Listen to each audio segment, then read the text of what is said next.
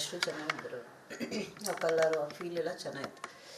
But performance ಅಂತ ಬಂದಾಗ ನಮ್ಗೆ ಅಷ್ಟೊಂದು ಇಷ್ಟ ಆಗಲಿಲ್ಲ. ಆಮೇಲೆ ಎಲ್ಲ ಒಪ್ಕೊಂಡಿದ್ರು ಅವರು. ನಾವು ಏನು ಆಶಿಕೆ ಅಂತಂದರೆ ಒಂದು ರೊಮ್ಯಾಂಟಿಕ್ ಮೂವಿ ಇತ್ತು, ನಾನು ಎಕ್ಸ್ಪ್ಲೇನ್ ಮಾಡಿದ್ದೆ ಕೂಡ ಏನೇನಿರುತ್ತೆ ಈ ಸೀನ್ ಬೈ ಸೀನ್ ಎಲ್ಲ ಎಕ್ಸ್ಪ್ಲೇನ್ ಮಾಡಿದ್ದೆ, ಎಲ್ಲದಕ್ಕೂ ಒಪ್ಕೊಂಡಿದ್ರು. ಸೊ ಅದಾದಮೇಲೆ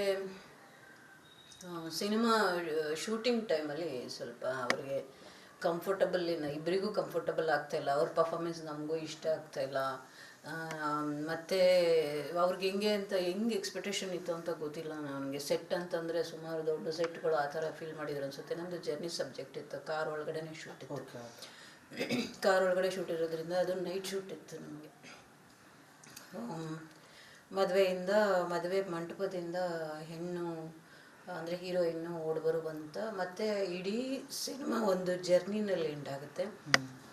ಆ ಜರ್ನಿನಲ್ಲಿ ಏನಾಗುತ್ತೆ, ಮದುವೆ ಹೆಣ್ಣಿಂದು ಇದು ಕಳೆ ಹಾಗೇ ಇರಬೇಕು, ಮತ್ತು ಮೆಹಂದಿ ಅದೆಲ್ಲ ಇರಬೇಕು, ಈ ಥರ ಎಕ್ಸ್ಪೆಕ್ಟೇಷನ್ ಅಷ್ಟೇ ಇತ್ತು ನಂದು. ಆದರೆ ಏನು ಓವರಾಗಿ ಬಾಡಿ ಹಿಂಗೆ ಮಾಡಬೇಕು ಅಥವಾ ಹೇರ್ ಸ್ಟೈಲ್ ಹಿಂಗೆ ಮಾಡಬೇಕು ಆ ಥರ ಎಲ್ಲ ಏನಿರಲಿಲ್ಲ. ತುಂಬ ಬಬ್ಲಿಯಾಗಿತ್ತು. ನಿಜ ಪವಿತ್ರ ಮಾಡಿದಿದ್ರೆ ಅವರಿಗೊಂದು ಒಳ್ಳೆ ಹೆಸರು ಬರ್ತಿತ್ತು. ಅದರ ಜೊತೆಗೆ ನಮಗೊಂದು ಸ್ವಲ್ಪ ಕಷ್ಟನೂ ಆಗ್ತಿತ್ತು, ಸ್ವಲ್ಪ ಜಾಸ್ತಿನೇ ಕಷ್ಟ ಆಗ್ತಿತ್ತು. ಅದು ಆಲ್ ಓವರ್ ಇಂಡಿಯಾ ಓಡಾಡೋದಿತ್ತು. ಸುಮಾರು ನಾವೊಂದು 60 days ಹೊರಗಡೆ ಇದ್ವಿ.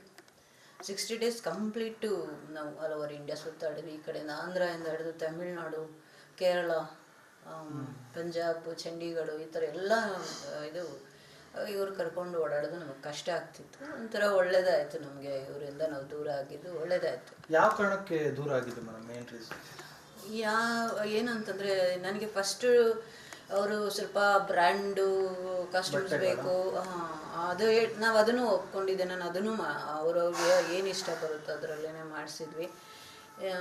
ಆಮೇಲೆ ಮೆಹಂದಿ ಹಾಕಿದ್ನ ನನಗೆ ಫಸ್ಟು ಹೊಡೆದಿದ್ದು ಏನಂತಂದರೆ, ಇಲ್ಲೇ ಬೇಕು ಅಂದಾಗಲೂ ನನಗೆ ಅಷ್ಟೊಂದು ಇದಾಗಲಿಲ್ಲ. ನಾವು ಕಮರ್ಷಿಯಲ್ ಸ್ಟ್ರೀಟಿಗೆ ಹೋಗಿ ಹಾಕ್ಸಿದ್ದೆ ಅದನ್ನು. ಏನು ನಮಗೆ ಫೀಲ್ ಆಗಿದ್ದು ಅಂತಂದರೆ, ಶೂಟಿಗೆ ಬರೋ ಟೈಮ್ಗೆ ನಾನು 2 days ಆಗಿದೆ. ಯಾಕಂದರೆ ನಾನು ಏನಕ್ಕೆ 2 days ಬಿಫೋರೇ ಹಾಕ್ಸಿದ್ದು ಮೆಹಂದಿ ಅಂತಂದರೆ, ಅದು ಕಾಣಬೇಕು, ಸೊ ಇದರಲ್ಲಿ ಒರಿಜಿನಾಲಿಟಿ ಫೀಲ್ ಆಗಬೇಕು ಅಂತ. ಆದರೆ ಅವ್ರು ಬರೋ ಅಷ್ಟೊತ್ತಿಗೆ ಅವ್ರ ಕೈಯಲ್ಲಿ ಮೆಹಂದಿನೇ ಇರಲಿಲ್ಲ.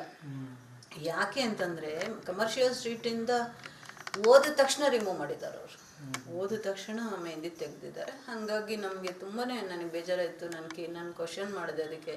ಇಲ್ಲ ಮೇಡಮ್, ನಂಗೆ ಇಷ್ಟೇ ಬರೋದು, ಇದು ಬರೋಲ್ಲ ಅಂತ ಹೇಳಿದ್ರು. ಅಟ್ಲೀಸ್ಟ್ ಬಿಫೋರ್ ಆದರೂ ಹೇಳಿದರೆ ನಾವು ಬೇರೆ ಏನೋ ಅರೇಂಜ್ ಮಾಡ್ತಾ ಇದ್ವಿ, ಆಲ್ಟರ್ನೇಟಿವ್. ಅದು ಡಮ್ಮಿ ಎಲ್ಲ ಬರುತ್ತದೆ, ಅದು ಏನು ಕಲರ್ ಎಲ್ಲ ಫೀಲ್ ಬರುತ್ತೆ, ಅದನ್ನ ಏನೋ ಒಂದು ಮಾಡ್ತಿದ್ವಿ, ಏನೂ ಹೇಳಿಲ್ಲ. ಸೊ ಇಂಟ್ರೆಸ್ಟೇ ಇಲ್ದಲೆ ಒಂಥರ ಲೀಲಾಜಾಲವಾಗಿ ನೋಡೋಣ ಬೇಕಾ ಬೇಡ ಅನ್ನೋ ಥರನೇ ಬಂದು ಅವತ್ತು ನೈಟು ಆ್ಯಕ್ಟ್ ಮಾಡಿದ್ರು. ಆ್ಯಕ್ಟಿಂಗ್ ಕೂಡ ಚೆನ್ನಾಗಿರಲಿಲ್ಲ, ಇಷ್ಟ ಆಗಲಿಲ್ಲ ನಮಗೆ. ಸಿಗಾವಟ್ಟೆ ಸೈಕಲ್ ಇತ್ತು. ನಾನು ಹೇಳೋರ್ಗೂ ಹೇಳಿ ಮಾಡೋರ್ಗೂ ಪ್ರಯತ್ನ, ತುಂಬ ಟೇಕ್ಸ್ ಅಂದರೆ ನಮಗೆ ನೀರಸ ಆಗೋಯ್ತು. ಯಾಕಿದು ಈ ಥರ ನಾನು ತಪ್ಪು ಮಾಡಿಕೊಂಡೆ. ಅಷ್ಟೊತ್ತಿಗಾಗಲೇ ತುಂಬ ಜನ ನಾವು ಇಂಟರ್ವ್ಯೂ ಮಾಡಿ ಒಳ್ಳೊಳ್ಳೆ ಹೆಣ್ಮಕ್ಳು ಇದ್ದರು. ಸಣ್ಣ ಪುಟ್ಟ ರೀಸನ್ ನಾನು ಹೇಳಿದ್ನಲ್ಲ, 60 ದಿನ ನಾವು ಹೊರಗಡೆ ಇರಬೇಕು. ಕೆಲವರೆಲ್ಲ ಒಂದು ಲೇಡಿ ಡೈರೆಕ್ಟ್ರು ಕಂಫರ್ಟಬಲ್ ಆಗಿರುತ್ತೆ, ಓಕೆ ಅಂತ ಎಲ್ಲರೂ ಇಷ್ಟಪಡೋರು.